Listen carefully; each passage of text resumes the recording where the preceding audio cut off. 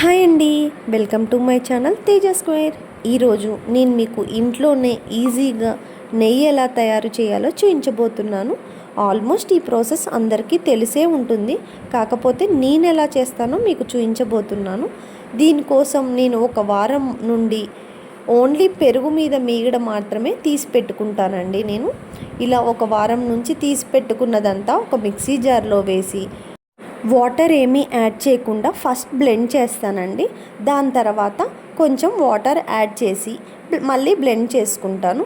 ఇలా చేయటం వల్ల వెన్నపూస అనేది చాలా థిక్గా వస్తుంది. దాంతోపాటు ఇప్పుడు ఒక బౌల్లో కూల్ వాటర్ని మాత్రమే వేసుకుంటాను. అందులో ఈ వెన్నని మొత్తం అందులో వేసుకుంటాను. ఇలా కూల్ వాటర్లో వేయటం వల్ల ఆ వెన్న అనేది కొంచెం గట్టిగా అవుతుందండి. అందుట్లో వెన్న అనేది ఎప్పుడైనా ఫస్ట్ టైం కడుక్కోవాలండి వాటర్లో.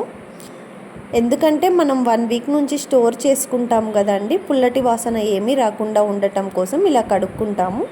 ఇప్పుడు దీన్ని ఒక చిన్న కళాయిలో వేసి కరిగించుకోవాలండి. ఈ ప్రాసెస్ అంతా సిమ్లోనే చేసుకోవాలి.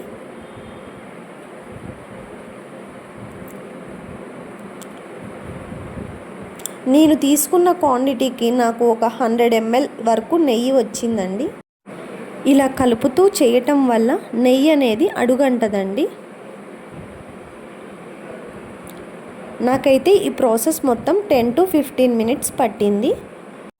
ఎందుకంటే నేను తీసుకున్న క్వాంటిటీ అనేది చాలా తక్కువ అండి. ఇలా నెయ్యి అనేది గోల్డ్ కలర్కి వచ్చిందంటే స్టవ్ ఆఫ్ చేసుకోవటమే. ఇప్పుడు నేను ఇలా ఒక చిన్న బౌల్లోకి కలెక్ట్ చేసుకుంటాను.